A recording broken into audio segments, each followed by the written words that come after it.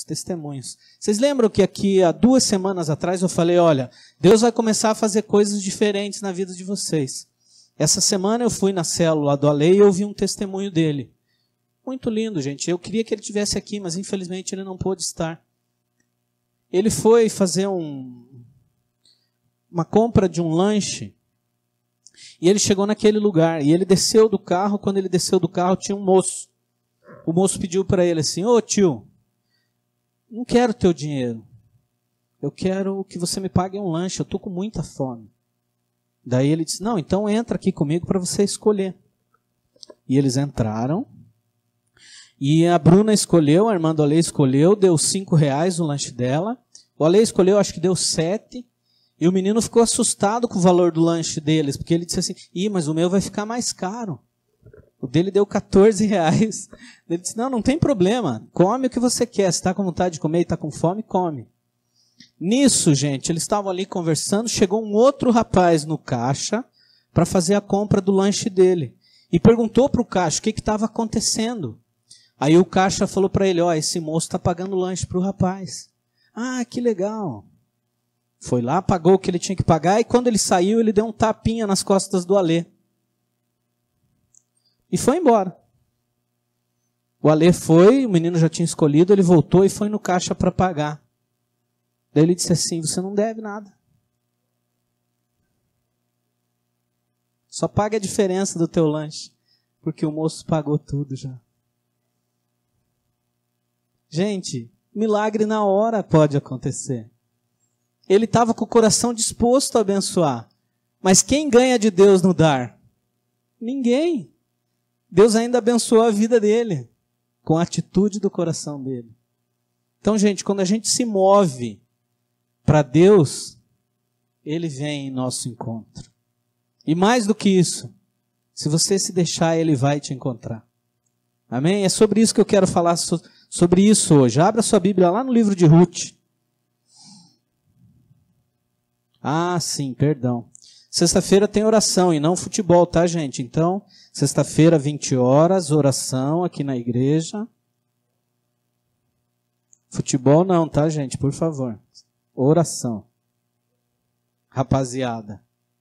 Eu levei uma dura, vocês também agora vão levar. Não vou ficar só comigo a dura. Agora na quinta, ótimo, glória a Deus. Para não ter confronto aí de reuniões. Mais importante é a oração. Amém, gente? Homens, amém? Do futebol aí, glória a Deus. Ah, beleza. Abra lá no livro de Ruth, gente. Esses dias atrás a gente leu o livro de Ruth. E é um dos livros que eu mais amo na Bíblia. É um dos livros que eu mais gosto de ler. Eles são 4 capítulos. Gente, mas são 4 capítulos tão intensos, tão maravilhosos, que nos ensinam tanto. Falar em ler, vocês estão acompanhando a leitura? Como é que está a leitura, gente? Está difícil? Está atrasado? Então, gente, vamos correr, vamos pôr em dia, tá? Vamos alcançar aí. Nós estamos lá no livro dos Salmos, lendo o livro dos Salmos. É importante a gente acompanhar. Por quê? Porque a Bíblia é a palavra de Deus que se torna vida em nossa vida. Se a gente não lê a Bíblia, a gente fica meio estagnado, meio parado. Ah, mas eu não consigo acompanhar o ritmo. Mas não deixe de ler. Continue lendo, persista. Deus vai te abençoar. Você vai aprender, você vai conseguir absorver as coisas. Nós temos conversado sobre as dúvidas do pessoal aqui na segunda-feira. Tem sido bênção. Então leia. Se você tem dúvida, anote, traga. Se a gente não souber responder, a gente vai buscar informação para te trazer a resposta. Tá bom? O que eu quero falar hoje é sobre o remidor e a colheita. No livro de Ruth. Livro de Ruth, capítulo 1. Versículo 1 em diante. Na época dos juízes, houve fome na terra.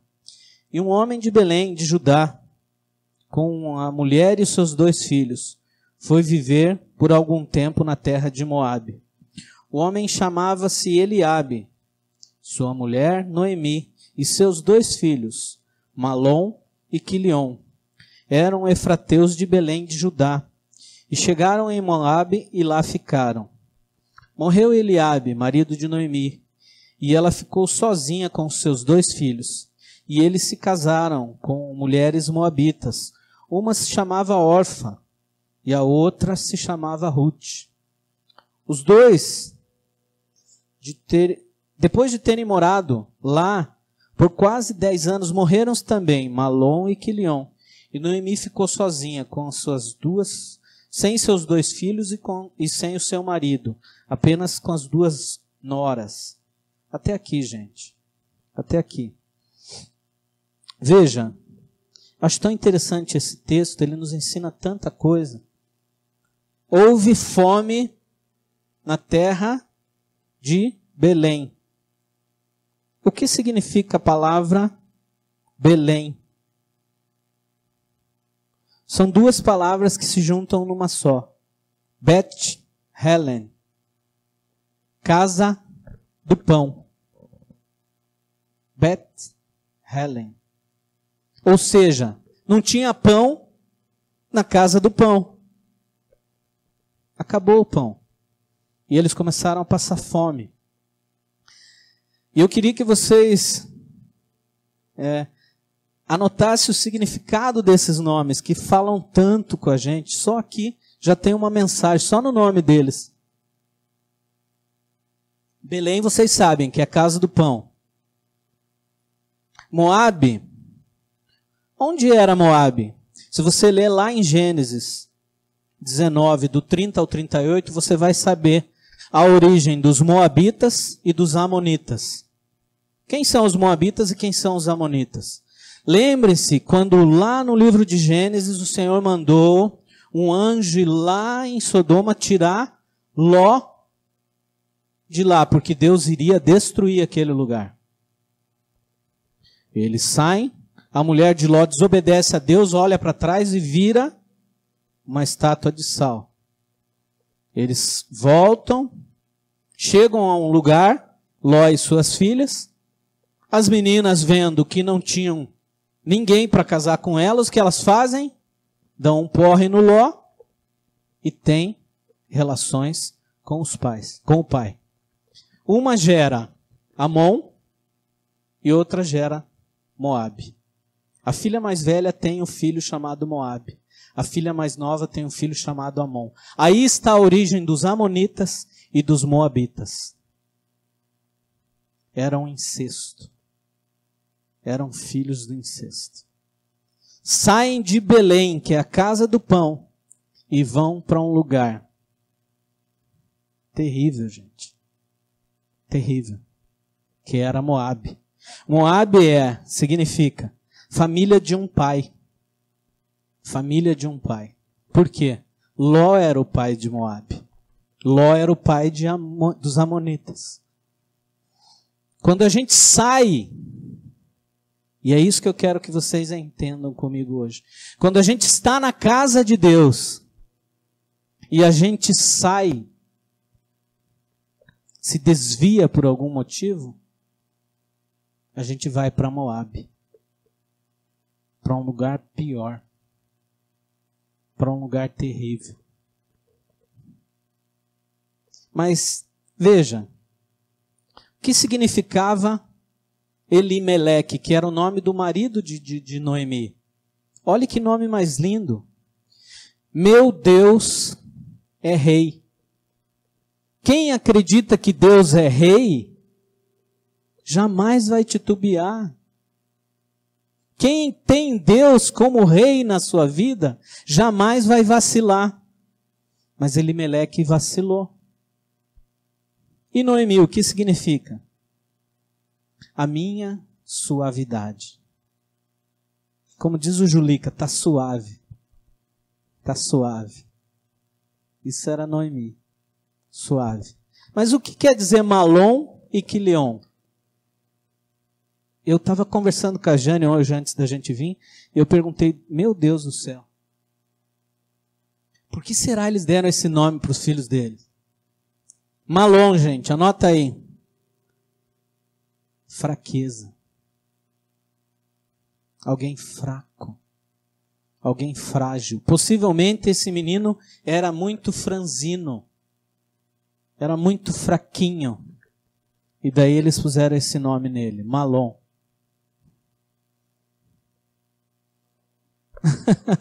Não é não.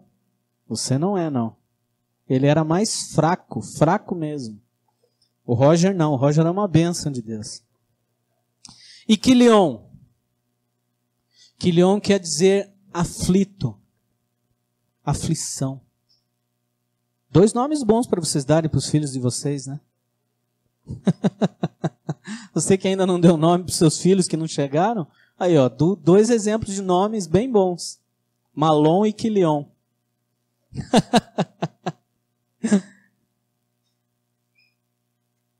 Veja, Deus é rei na minha vida, mas eu não aceito o reinado de Deus na minha vida. Estou morando na casa do pão e vou embora. Por quê? Porque eu não confio no reinado de Deus. Junto comigo eu levo minha esposa e meus filhos. Gente, você homem, ponha isso na sua cabeça. Você é o responsável principal pelo sucesso da sua família ou pelo fracasso da sua família. Homem, você é o responsável. Ele era o responsável. Qual foi a decisão que ele tomou? Eu vou embora. Eu não vou esperar a coisa melhorar.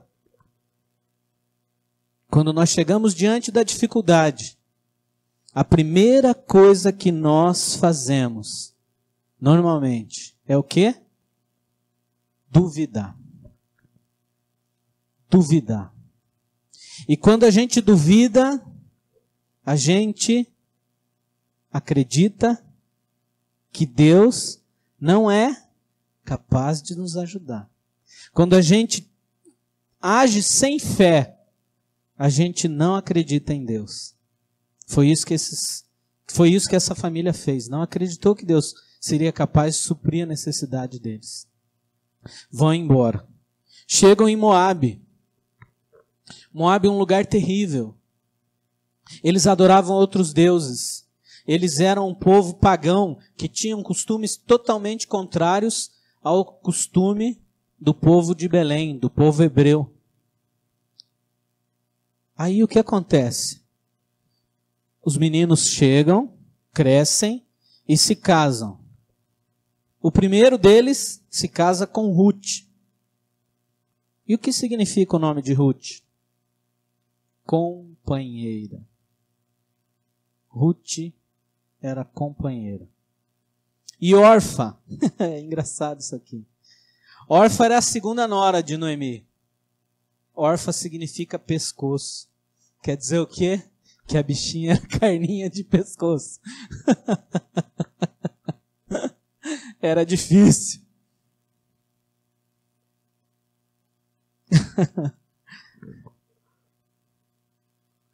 Primeira coisa que a gente não pode jamais deixar acontecer na nossa vida. Primeira coisa, nunca deixe a casa do pão. Nunca deixe de vir para a igreja. Nunca deixe. Ah, eu estou me sentindo fraco, eu estou me sentindo frágil, eu não tenho mais força. Peça para Deus te ajudar, pelo menos você vir na casa de Deus. Sabe por quê? Aqui é o lugar onde a gente está junto em comunhão, onde um ajuda o outro, onde um apoia o outro, onde um socorre o outro, onde um está do lado do outro. Não existe lugar melhor do que a igreja para o amor de Deus se manifestar. Por quê? Porque é aqui que a mão de Deus se revela. Olhe para sua mão e diga: as mãos de Deus querem agir. Está aí, ó. As mãos de Deus são as suas mãos. Deus vai usar a sua mão para Ele agir.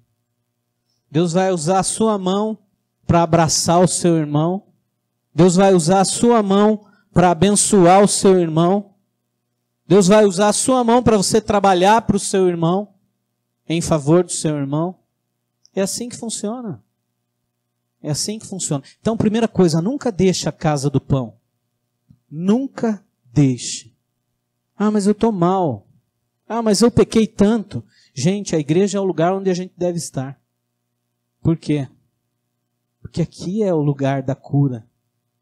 Aqui é o lugar do perdão. Aqui é o lugar da restauração. Aqui é o lugar do conserto. Aqui é o lugar onde a graça de Deus se manifesta. Eu não estou falando de religião, gente. Eu estou falando de casa de Deus.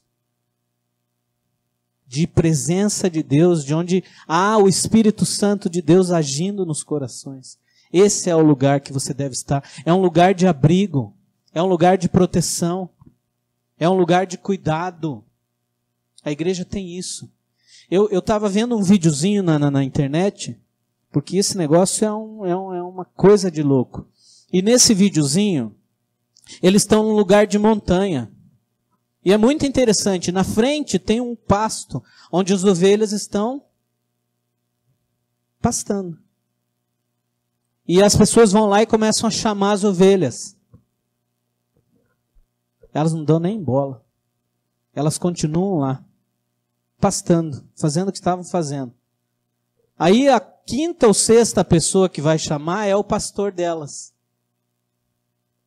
No primeiro chamado dele, elas levantam a cabeça e começam a balir. E ele chama a segunda vez e elas começam a vir.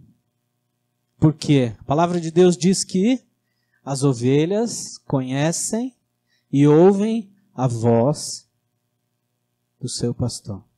Aqui é um lugar do aprisco, onde o pastor Jesus está, para cuidar das ovelhas.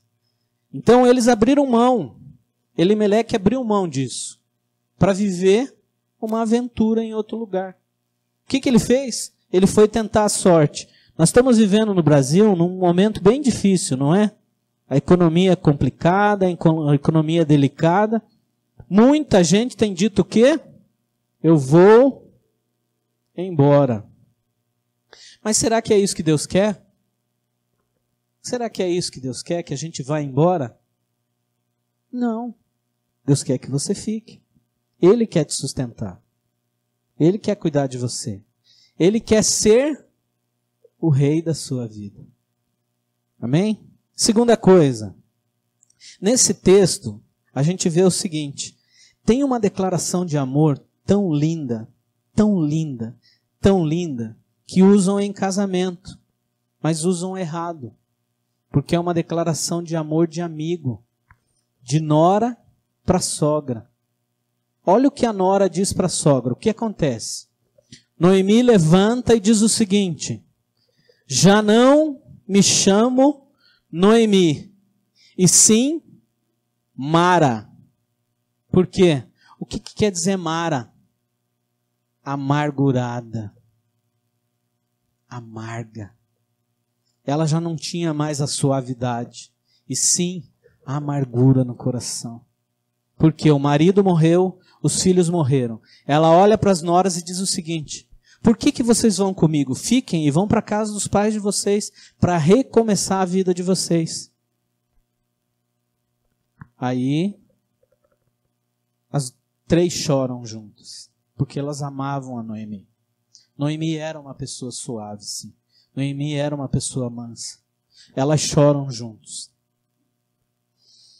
Aí Ruth diz o seguinte, lá no versículo 16. Deixa eu abrir aqui que é melhor. Lá no versículo 16 do livro de Ruth. Olha a declaração de amor que ela faz para a sogra. Eu minimizei, tá? Pode deixar. Só um minutinho, gente. Deixa eu abrir aqui, que aqui a letra é mais saudável para mim.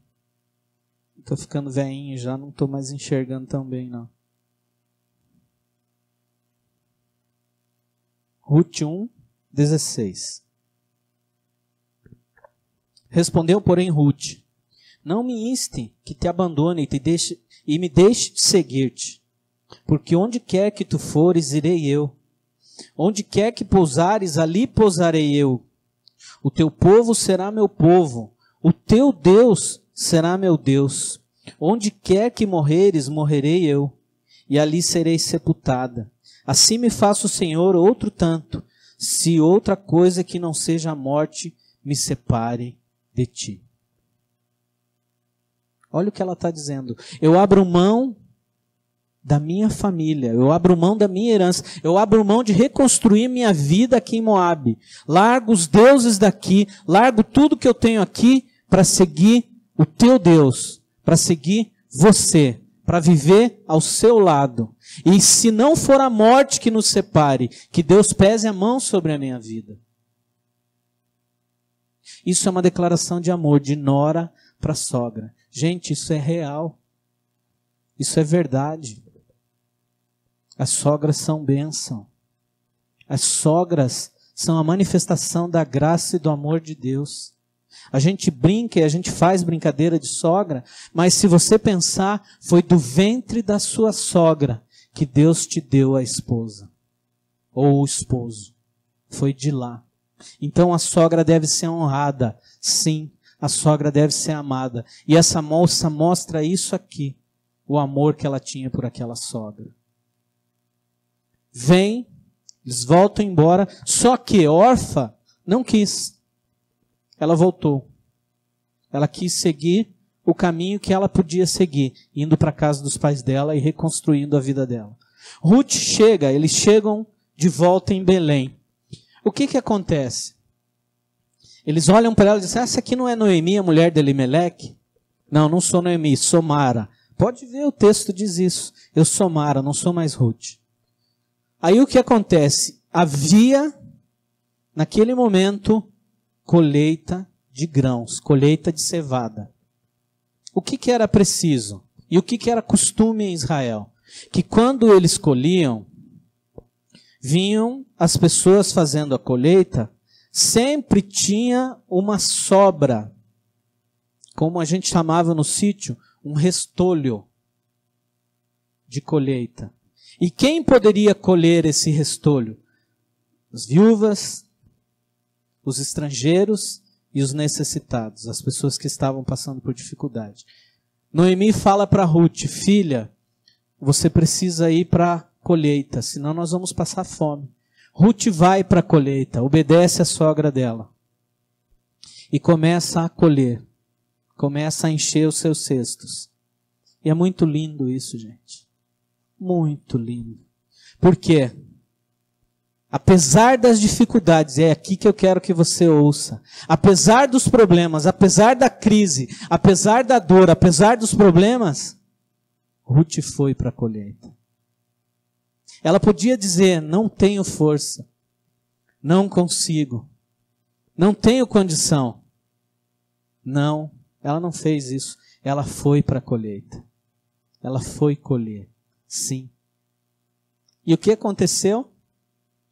Quando ela estava colhendo, o que houve?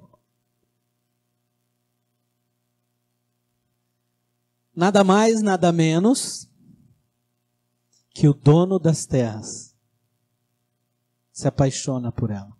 É uma história linda de amor, gente. É uma história linda. Uma história linda, gente. Ele começa a andar por aquela colheita e ele vê aquela estrangeira andando pelo meio da colheita. O que ele faz? Ele vai lá no chefe dele e diz assim, no chefe da colheita dele, e diz assim, quem é a moça? Quem é a morena? Aí eles dizem, é a nora de Noemi, Ruth. Mas ela não é moabita? Por que ela está aqui? Olha, que coisa tremenda. Eles dizem, ela escolheu estar com Noemi até a morte. Gente, isso para um homem, a moça bonita, chamou atenção. E ainda era uma moça prendada. O coraçãozinho dele disparou. O que ele pensou? Opa, preciso conhecer ela. Por quê? Porque ele era parente de Elimeleque. Havia um costume na época que quando a mulher ficava viúva, havia a necessidade de um parente mais próximo que tivesse condição financeira sustentasse a viúva. Isso se chama remidor. Ele vai remir aquela mulher. Porém, dentro da linha de ordem familiar, havia uma outra pessoa na frente, um parente mais próximo. Ele era primo de segundo grau, mas havia um tio. E o tio tinha o direito de exercer a remissão. E Boaz, quando conheceu a Ruth, o coração dele se voltou para aquela moça. E o que ele fez? Falou para os servos dele, dizendo o seguinte: deixe cair um pouquinho mais de espiga, para ela pegar mais. Deixe cair umas espigas a mais onde ela está trabalhando, para ela encher mais os cestos dela. Quando ela chega em casa com o cesto cheio, Noemi fala para ela assim: o que aconteceu? Por que está tão cheio o teu cesto? Ruth fala: eu não sei. Eu acho que eles estão favorecendo a gente, porque tinha mais espigas do que o normal. Quando a gente vai para a colheita, quando a gente vai para a igreja, quando a gente se coloca na posição que Deus quer, Ele vai nos alcançar com o favor e com a graça. Foi isso que aconteceu. Vou repetir. Quando você se coloca na posição, mesmo sofrendo, mesmo em dificuldade, mesmo com luta, mesmo com dor, você vem na igreja e você toma uma posição de seguir e servir a Deus e fazer aquilo que Deus pôs no seu coração para você fazer, Deus vai te alcançar com a graça e com o favor dele. Tá difícil? Tá duro? Tá sofrido? Deus não desperdiça o sofrimento. Pelo contrário, eu penso, e comigo é assim, durante o sofrimento é o período em que mais Deus trabalha comigo. Porque quando as coisas estão bem, quando as coisas estão tranquilas, qual é o natural nosso? Eu não preciso de Deus. Tá tudo suave. Tá tudo tranquilo. Tá favorável. Por quê? Eu não tenho falta de nada, eu estou tranquilo. Você já não encontrou gente assim? Dizendo: eu não preciso de Deus. Deus é para os fracos. Deus é para os fracos.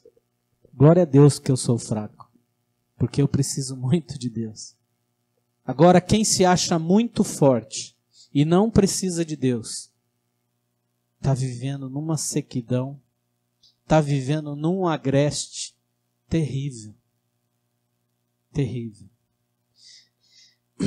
Boaz se preocupa com isso e organiza uma reunião, vai lá nesse tio e diz o seguinte: fulano, você sabe que Noemi voltou lá de Moabe, né?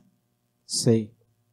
Você sabe que você é o responsável para cuidar dela, para remir ela. Também sei. Então, o que você vai fazer, camarada? Ele olha para Boaz e diz o seguinte: nada. Não vou fazer nada. Não quero remir. Abro mão de remi-la. É o que Boaz queria ouvir. Mais do que depressa, ele toma posição. E é muito interessante, antes disso, durante a colheita, Noemi dá uma dica. Gente, veja a figura de mãe. Noemi de sogra virou mãe de Ruth. Ela fala assim para Ruth: Ruth, tome um banho bem gostoso, passe o melhor perfume e vá para a colheita de noite. E chegue lá e você... Isso é uma estratégia, gente. Deus começa a nos abrir as portas. Deus começa a dar a estratégia. Às vezes Deus está te dando uma estratégia e você acha que é da tua carne. E olha o que ela falou. Deite aos pés daquele homem que é o remidor. Descubra o pé dele. Não tem coisa pior que você estar com o pé descoberto, não é? De madrugada, quando vem o frio, o que acontece? Acorda, não acorda? Foi isso que aconteceu. Ela deitou aos pés dele e descobriu o pé dele. Ele olhou para ela e disse, o que você está fazendo aqui, menina? Ela disse, eu vim servir ao meu Senhor. Gente, não pense besteira aqui, não. Noemi nunca ia falar para ela fazer besteira. Sabe o que ela estava dispondo no coração dela? De seguir e servir aquele homem com o amor dela. Porque ela também amava Boaz. É uma história de amor linda, gente. E ele reconhece o amor que ela tinha por ele também. E diz para ela, vamos organizar tudo e eu vou me casar com você. A vitória chegou. Menina solteira, às vezes Deus está te dando uma estratégia. Menino solteiro, às vezes Deus está te dando uma estratégia. A bondade de Deus se manifesta através do capítulo 3. Você vê o que Boaz faz. É lindo esse texto. E no capítulo 4, efetivamente, acontece tudo o que precisa acontecer. Aquele senhor abre mão de remir aquela família. Boaz age como remidor e se casa com Ruth. Gente, isso aqui não é da Disney. Isso aqui não é da Warner. Isso aqui não é da Universal. Não. Isso aqui não é uma história de cinema. Isso aqui é uma história de verdade bíblica. Existe sim um príncipe. Volto a dizer para você, menina, Deus tem um príncipe para você. Posso ouvir esse amém com mais fé aí, não? Moço, Deus tem uma princesa para você. Deus tem uma princesa para você. Uma princesa, como Ruth foi. Pensa, gente, uma moça prendada. Uma moça amável, uma moça doce. E mais do que tudo, pelo que a palavra diz, ela era uma moça que chamava atenção. Era uma moça bonita. Sim. Porque a beleza está no nosso olhar. A beleza verdadeira está no nosso olhar. Eu estava falando para os meninos na célula, e alguns deles deram risada da minha cara. Ficaram dizendo, pastor, eu fico pensando. Eu fui para Pato Branco, no lugar do meu irmão, para fazer o teatro em Pato Branco. E a Jane era do grupo de teatro. Eu participava, quando ela chegou eu já não estava mais. Eu tinha saído. E a gente eu fui substituir o meu irmão naquele teatro, porque ele teve algumas dificuldades, eu fui. Aí a Jane fazia uma peça comigo, uma parte de uma cena comigo. Ela me sai de trás de umas cortinas com um vestido, gente. Que coisa mais linda aquela mulher que sai daquelas cortinas. Qual foi a minha atitude? Corri, me ajoelhei aos pés dela e disse para ela, você quer se casar comigo? De cara, não teve onda. De primeira. Sabe o que ela falou? Não falou nada e me deu uma maior esnobada ainda. Nem me deu bola. Mas ali eu sabia que ela era a minha Ruth. Ali eu fiquei sabendo que ela era a pessoa que Deus tinha separado para mim. Linda, gente. Linda. Linda, linda, linda. Eu falo para vocês e estou me lembrando daquela cena. Muito linda. Não, é verdade. Dela saindo de trás daquela cortina. O vestido era um vestido creme assim. Rosa. Rosa. Mas ele era bem bonito. Aquela cinturinha dela desse tamanho, naquele vestidinho. Claro que os anos passam e as coisas mudam. Mas o amor é o mesmo. Amém? Porque o amor não muda. Está lá em Coríntios isso. O amor não muda. O amor não muda. Por isso que veja só, Salomão fala o seguinte: lembra da mulher da tua mocidade. Quando você pensar besteira, lembra da mulher da tua mocidade. Não faça bobagem. Não faça bobagem. Então veja, ele se casa com ela, ele assume novamente o papel de pai daquela família. Noemi volta a ser uma mulher de honra em Belém, em Israel. Volta a ser alguém de destaque, porque Boaz era uma pessoa muito bem sucedida, era alguém que amava a Deus acima de tudo. E olhe que interessante, gente. Quando a gente vai ler o fim do livro de Ruth, quem Ruth se tornou? Vocês sabem? Simplesmente avó de Davi. Bisavó de Davi. Quem foi Davi? O maior rei que Israel teve. Foi o homem segundo o coração de Deus. Veja que quando Deus tem um propósito, Ele vai cumprir. Quando Deus tem um projeto, Ele vai fazer. Quando Deus tem um sonho para realizar na tua vida, Ele vai fazer, se você deixar. Só depende de você. De mais ninguém. De mais ninguém. Ela se torna uma estrangeira, que nada mais nada menos entra na genealogia de Jesus. Abra sua Bíblia lá em Mateus. Abra lá em Mateus. Capítulo 1, versículo 5. Richard, você com voz de trovão. Mateus 1, 5, lê para nós.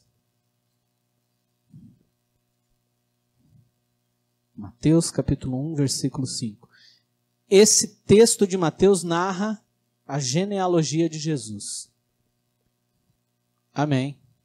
Ela era avó, né? Não bisavó, avó de Davi. Boaz com Ruth teve Jessé. Jessé teve a Davi. Ela está na genealogia de Jesus. O que isso quer dizer, gente? Quer dizer o seguinte, que o amor de Deus está disponível para todo mundo que quiser. Aqui é um exemplo prático disso. Uma estrangeira, uma moabita, que entrou na genealogia de Jesus. Quem Ruth significa? Significa eu, significa você. Nós somos estrangeiros. Nós não somos judeus de essência. Mas nós estamos enxertados como filhos. Nós somos plantados e somos descendentes, sim, de Abraão. Nós também temos promessa que foi feita para Abraão, alcançando nossas vidas. Deus não faz acepção de pessoas. Deus não faz. Aquele que estiver disponível, que o coração voltado para Ele, Ele vai fazer acontecer. Ele vai alcançar. É muito lindo esse texto. Eu queria que você, se você puder, leia de novo esses 4 capítulos. Leia de novo essa história. Lembre-se, não foi Disney que escreveu, não foi Warner, não foi o Universo, foi o Espírito Santo que inspirou. Foi o Espírito Santo, uma linda história de amor, de um príncipe e de uma princesa. O príncipe é Jesus. A princesa é a igreja, a noiva. A noiva somos nós, gente. Nós havemos de nos encontrar com o nosso noivo Jesus. Nós havemos de nos encontrar. É lindo isso, eu fico muito maravilhado com esse texto, porque ele nos ensina tantas coisas.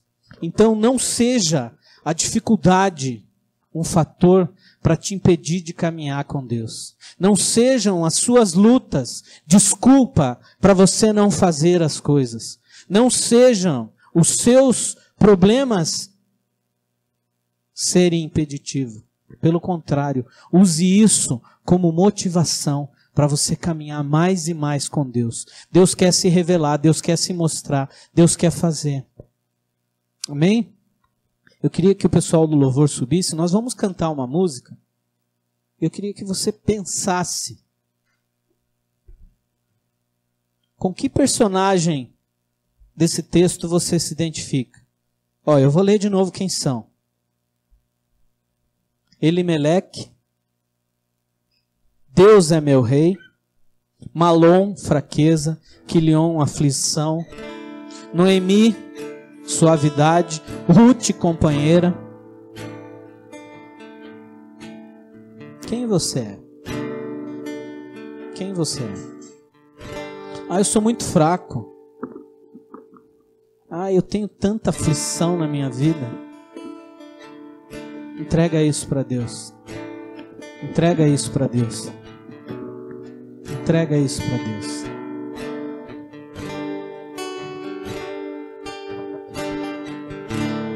Mestre, eu preciso de um milagre. Transforma minha vida, meu estado. Faz tempo que eu não vejo a luz do dia. Estão tentando sepultar minha alegria, tentando ver meus sonhos cancelados.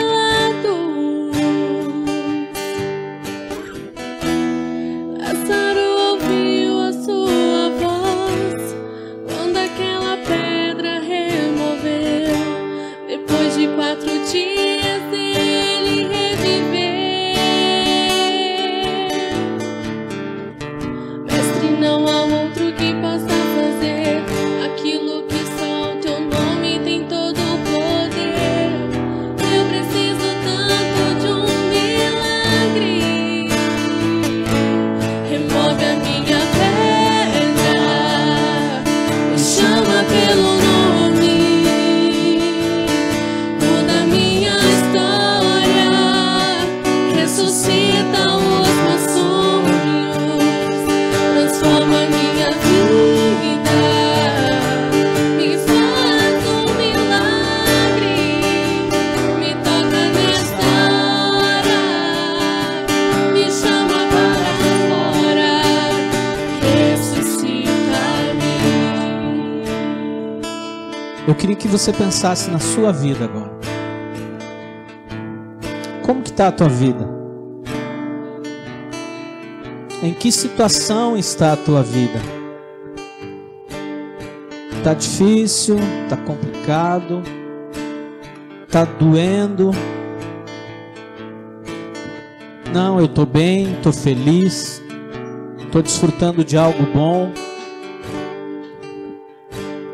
Às vezes o diabo, e a maioria das vezes o diabo, tenta roubar nossos sonhos, tenta roubar a nossa alegria, tenta roubar a nossa paz, trazendo aflição, trazendo dor, trazendo dificuldade. Mas hoje, Deus quer tocar a tua vida. Hoje Deus quer se manifestar a você. Ele quer revelar o amor dele. Ele quer revelar a graça dele. Ele quer revelar o poder de remidor que ele tem sobre esse problema que você tem. Ele pode remir você da situação que você está vivendo. Eu quero te pedir, vem aqui para frente. Nós vamos estar juntos. Eu já estou aqui. Eu quero te convidar, venha estar comigo então, para a gente estar junto, colocando nossa vida diante de Deus. Senhor, eu estou aqui, Senhor.